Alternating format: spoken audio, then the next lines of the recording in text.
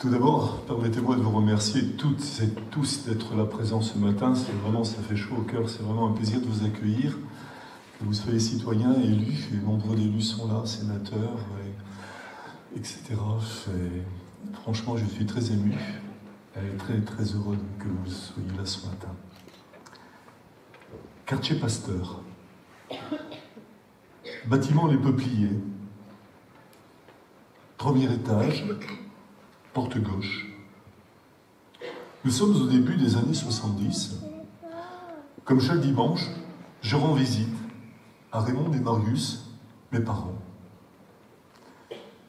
Ils viennent de quitter la rue Notre-Dame et leur baraquement d'après-guerre pour s'installer dans un appartement. Pas de téléphone, encore moins d'Internet, mais une proximité, un sens de la solidarité entre les habitants, des liens qui se tissent. L'appartement était tout petit, la salle de bain glaciale, mais l'ambiance si chaleureuse, l'austérité des immeubles contrastait avec la joie de vivre de leurs résidents. C'était une époque où la fatalité n'existait pas. La richesse résidait d'être plutôt dans l'avoir. L'ascenseur social fonctionnait. Un quartier comme les autres, dans le cœur d'Hazebrouck. Mes racines resteront toujours dans ce quartier. C'est là que se sont consolidées les valeurs qui me guident encore aujourd'hui. Je vous laisse donc imaginer mon émotion et surtout ma fierté d'avoir participé le 26 octobre dernier, et en tant que maire cette fois, au lancement de la réhabilitation de ce quartier qui a marqué ma jeunesse et illustre les ambitions que je porte pour ma ville. Je remercie le Conseil citoyen qui a participé à la réussite de ce projet qui nous sert d'exemple. Ce projet est exemplaire à plus d'un titre car il illustre ma vision politique et ses différentes traductions. Si Pasteur est un modèle d'aménagement pour notre ville, c'est aussi à l'échelle intercommunale que s'élabore l'avenir. PLUIH. Qui parmi vous connaît ce sigle? Le plan local d'urbanisme intercommunal et de l'habitat dessine l'avenir de notre territoire pour les prochaines années. Merci à Jean-Pierre Bataille, président de la CCFI, d'avoir traduit notre volonté de conforter la place centrale d'Hazebrouck en Flandre intérieure. Qu'est-ce que cela signifie concrètement? Limiter l'extension de l'urbanisme afin de préserver les terres agricoles, densifier le logement et valoriser les espaces vacants en ville, accueillir de nouvelles populations qui contribueront à leur tour au développement de la ville, contenir le développement des zones commerciales, favoriser l'implantation d'activités tertiaires. Quel est le point commun entre vos grands-parents qui cherchent un logement adapté, vos amis qui rêvent de se rapprocher de la campagne et vous-même dont la famille s'agrandit? Tous, vous trouverez votre place à Hazebrouck, c'est le principe du parcours résidentiel. À Pasteur, on réhabilite, on reconstruit, on adapte pour mieux vivre dans le quartier. Partout en ville, on construit, on innove, on optimise aussi l'espace. Fini les dents creuses, ces friches qui défigurent la ville. Bienvenue aux offres de logement, adaptées aux besoins des ménages qui évoluent sans cesse. Il ne suffit pas de se dire « j'ai atteint un quota de logements locatifs sociaux imposés par la loi ». Il y a des grues dans tout Hazebrouck, ça construit. Encore faut-il garantir un accueil de qualité. Connaissez-vous beaucoup de villes où dans un rayon de 5 km, vous pouvez faire vos courses pour la semaine, passer chez votre coiffeur, rejoindre votre association préférée, prendre le train pour Paris? Impossible de citer tous les services, toutes les associations, tous les commerces qui s'illustrent dans leur dynamisme. C'est devenu tellement naturel et évident que l'on ne se rend même plus compte. Aussi, je ne saurais oublier votre mobilisation en faveur de l'obtention d'une IRM pour notre centre hospitalier. Encore merci à vous. Il en est de même pour le service public de proximité.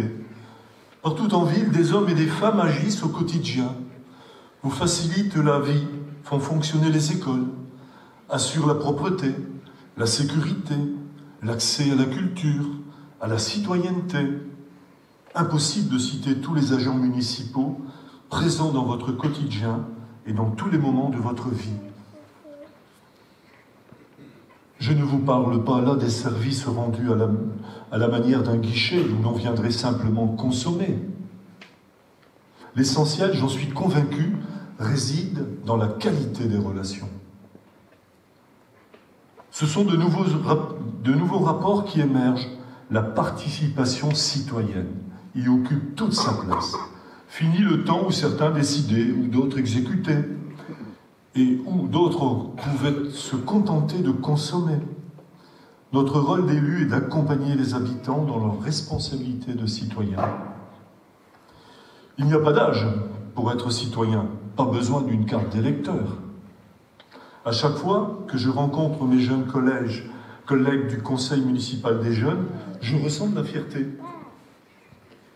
Certains, malgré leur jeune âge, auraient beaucoup à apprendre à certains de leurs homologues qui ont dépassé l'âge de raison. L'humilité, le sens du devoir, la constance, la fidélité, la défense et l'incarnation de valeurs. Leurs bonnes idées ne sont pas polluées par d'obscurs intérêts partisans.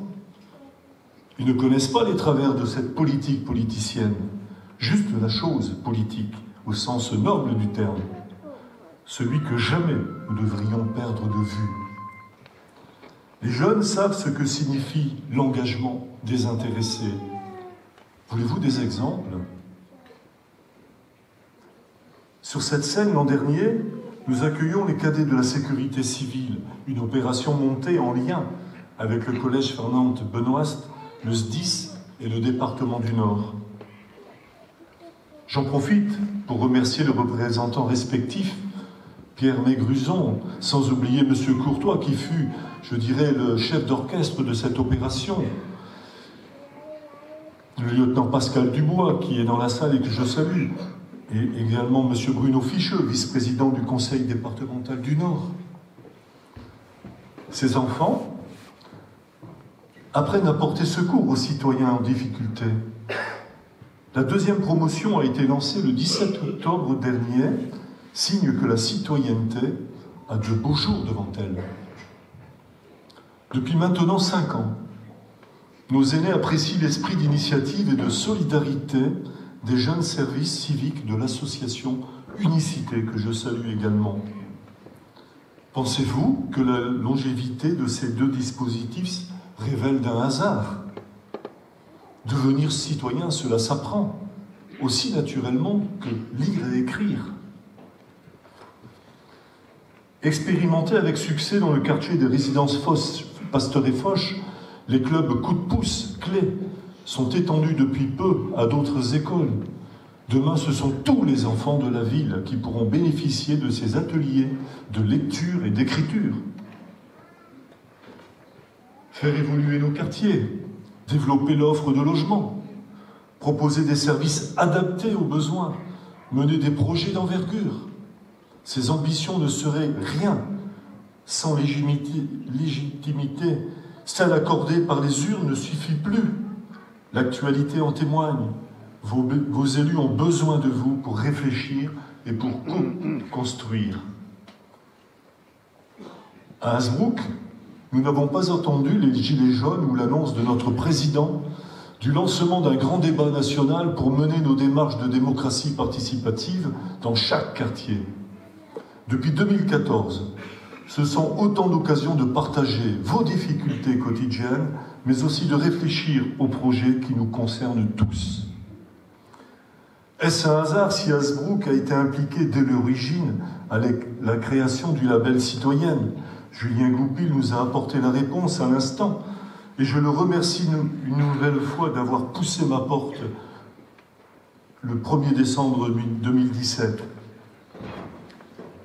Chers habitants, que pourrions-nous faire sans vous? Eh bien, je vais vous le dire, rien. C'est vous qui inventez, c'est vous qui récoltez les fruits de votre implication. J'en suis convaincu. Le nouvel âge démocratique et local. Cela suppose des élus qui écoutent, expliquent et ont le courage de trancher. Cela suppose aussi des citoyens qui écoutent, s'expriment sans jamais perdre de vue l'intérêt général. Bien sûr, je pourrais vous promettre une place de stationnement devant chaque habitation. Je pourrais installer un terrain de football synthétique dans chacun des 5 quartiers. Accorder 50% d'augmentation de la subvention aux associations. Bien sûr, j'aimerais le faire. Un complexe aquatique de haut de gamme, je signe tout de suite. Mais je ne suis pas là pour vous faire des promesses. J'en connais qui s'en chargeront à ma place. Ce sont souvent les mêmes qui ricanent devant la centaine de réunions qui ont associé élus, habitants lors des balades urbaines, tables citoyennes, cafés citoyens, soirées créatives et toutes les consultations que nous avons organisées. Allez donc dire à ces habitants, mesdames, messieurs, vos projets ne valent rien, vos idées manquent de souffle, vos chantiers participatifs n'ont pas d'avenir. Le réalisme n'autorise pas l'angélisme. Ne comptez pas sur moi pour verser dans l'autosatisfaction. Le quotidien, nous le partageons tous. Nous serions tous coupables de ne pas tenir compte des contraintes budgétaires dans la co-construction de nos projets. Car c'est de votre argent que nous parlons. Aucun bon génie ne ferait jamais de la démocratie participative avec une lampe merveilleuse, exaucant les rêves les plus fous. Simplement, elle concourt à nous éclairer. Aucun réseau social ne s'érigera jamais en modèle de démocratie. Que deviendrait une ville où chacun habiterait dans son coin, qui plus est par écran interposé? Une ville où tout le monde déciderait serait une ville où finalement rien ne se déciderait. L'addition des intérêts particuliers nous condamnerait rapidement à la paralysie totale en termes de décision. Aujourd'hui, un coup de clavier suffirait-il à tuer dans l'œuf les projets les plus fédérateurs? Une minorité bruyante devrait-elle l'emporter? Et ceci, qu'en pensez-vous? Reconnaissez-vous cet endroit? Doit-on laisser l'îlot Saint-Éloi dans cet état, sous prétexte que certains s'opposent à un projet destiné à toutes les générations? S'il a bien un sujet dont se régalent les plus grands polémistes de cette ville, c'est le lieu de vie. Certains se complaisent à le réduire à un simple skatepark. D'autres évoquent les problèmes de stationnement, les nuisances sonores, voire l'invasion des hordes sauvages d'un espace public ainsi requalifié. Qui s'est soucié de cet espace laissé à l'abandon? Dans quel tiroir sont donc cachés les projets des détracteurs? Nous avions le choix. Ne rien faire et nous exposer à long terme aux critiques. Réfléchir à l'usage de cet espace et nous exposer à court terme, devinez à quoi? Aux critiques. Nous avons décidé d'agir. Je m'étonne que les mêmes qui ne se souciaient pas du devenir de cet espace soient les premiers à monter au créneau dès qu'un projet de réhabilitation apparaît. Cet espace dont personne ne se préoccupait jusqu'alors, nous ferons en sorte qu'il soit de nouveau celui de tous les Hasbrouckois. Un projet ne fera jamais l'unanimité. Est-ce une raison pour nous réduire à l'immobilisme? Est-il raisonnable de se conformer à l'avis d'une minorité lorsqu'il s'agit de décider d'un projet de l'envergure du Polgar qui va faire enfin basculer Hasbrouck dans le XXIe siècle, d'accueillir des entreprises, des enseignes pourvoyeuses d'emplois? Nous avons la chance de pouvoir compter sur de nombreux acteurs économiques, dynamiques, ambitieux, qui véhiculent une image positive d'Hazebrouck. Est-il défendable d'empêcher des commerces de s'installer, de s'agrandir? Devons-nous nous priver de la construction de logements tant attendus dans les prochaines années? Le projet Picasso, Coteau d'Hazebrouck, Paul Gare, ancienne gendarmerie, rue de Calais, Haute-Loge, résidence du Rivage, habitation rue du Dispensaire, ou encore les Cerneaux pour nos seniors. Autant de projets dont nous tenons à ce qu'ils s'intègrent parfaitement dans le paysage urbain. En dépit du manque de moyens, nous restons ambitieux et résolument tournés vers l'avenir. Si je vous parle de hashtag, cloud, open data, je vais immédiatement perdre l'attention d'une partie d'entre vous. Pour moi, la modernité ne se résume pas à adopter un langage technologique ou des outils certes séduisants, mais qui peuvent nous asservir. À Hazebrouck, nous aimons la technologie, surtout si elle est à notre service. À quoi sert un portail citoyen s'il ne vous facilite pas la vie de tous les jours? Inscrire vos enfants aux activités du mercredi, payer la cantine, renouveler votre carte d'identité. J'ai demandé à mes agents de continuer à étendre la gamme de services accessibles depuis votre domicile. Vous me demanderez, mais monsieur le maire, l'être humain dans tout ça? Eh bien précisément, ce sont les agents de la ville qui sont au cœur du dispositif pour vous accompagner. Parce que vous avez mieux à faire que de perdre du temps dans les démarches administratives. Un clic vaut mieux que de remplir 4 à 5 formulaires.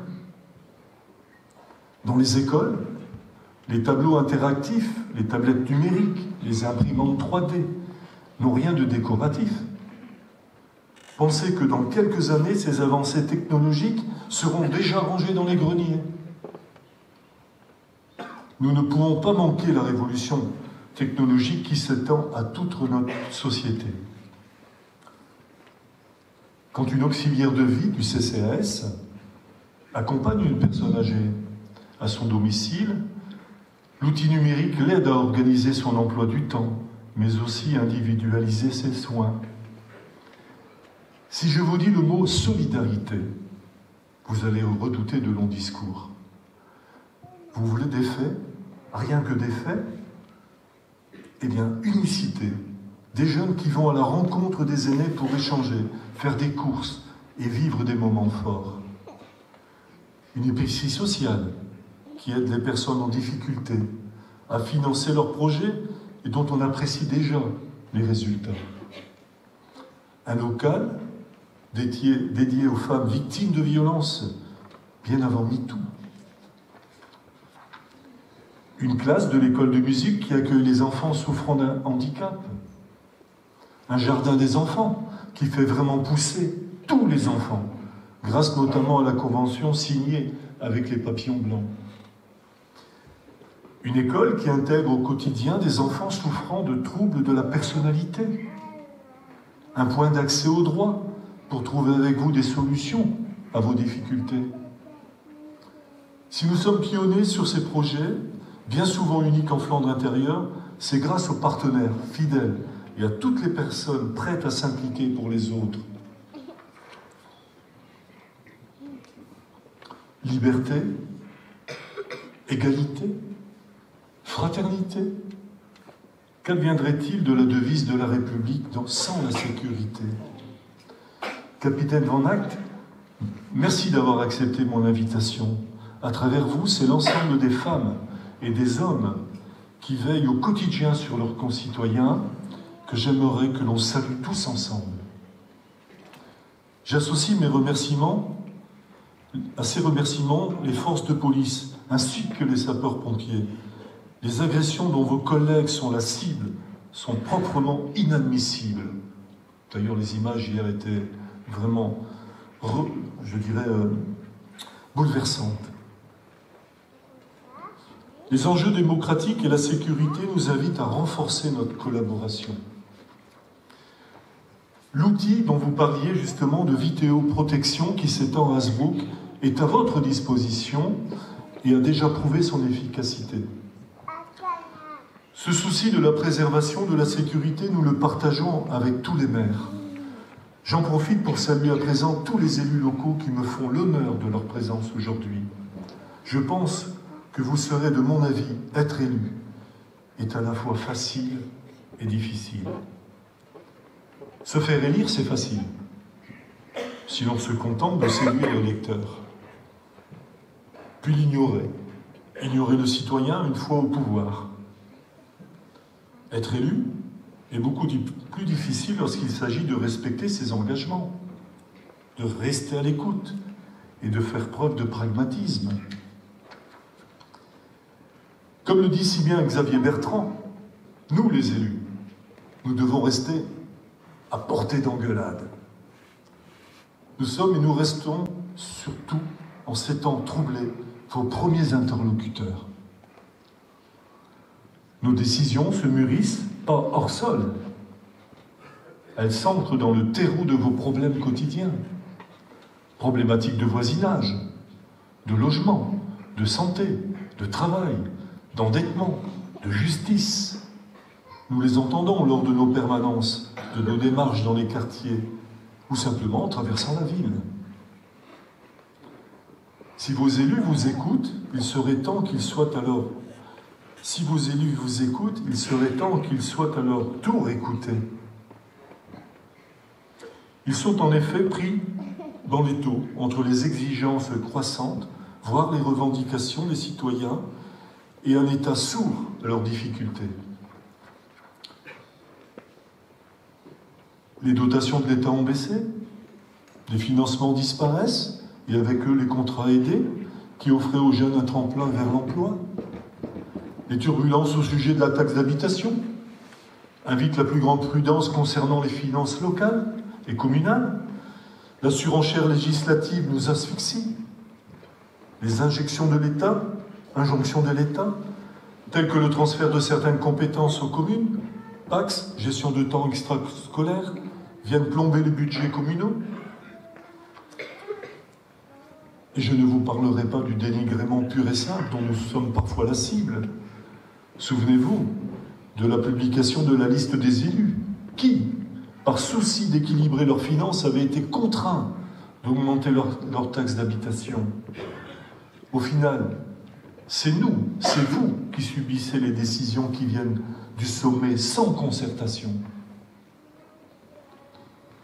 Dans ces conditions, trouvez-vous surprenant que 50% des maires ne souhaitent plus se représenter ? Que le nombre de démissions d'élus a augmenté dans des proportions inédites? Sommes-nous les premiers de cordée ou les premiers de corvée? Chacun en jugera. À cet instant précis, je tiens à m'adresser aux élus, pour lesquels la tâche n'est pas facile, et ils se reconnaîtront à mes propos. Ils sont contraints, pour des raisons que j'évoquais plus haut, de revoir leurs priorités, de redimensionner leurs projets. Je salue leurs efforts, coordonnés par Fabrice Perlin, adjoint en finances. Il a eu le courage d'affronter ces difficultés. Ils ont eu le courage d'affronter ces difficultés, sans jamais reculer devant l'adversité. Loin de préférer la fuite, ils sont restés fidèles à leur engagement, et à mes côtés et à nos côtés. Je souhaite leur adresser un clin d'œil. Bien, avant de terminer mes propos, laissez-moi vous faire une dernière confidence. Eh bien, je suis amer heureux. Heureux de retrouver aujourd'hui comme hier les valeurs qui me sont chères et qui continuent de faire battre le cœur d'Hasbrook. La créativité, la générosité, la solidarité, le sens de l'engagement et du dépassement de soi. Certains parmi vous me diront « Monsieur le maire, vous êtes naïf ». Mais je revendique cet optimisme. Il m'est chevillé à l'âme et a pris racine à 2 pas d'ici, dans un quartier d'Hazebrouck, dans les années 70. Soyons fiers de nos valeurs, soyons fiers de nos quartiers, soyons fiers de notre ville, soyons fiers même des moindres petites réussites du quotidien. Avant de conclure, permettez-moi d'avoir une pensée pour mon épouse, et je vous souhaite à tous et à toutes une excellente année 2019. Merci.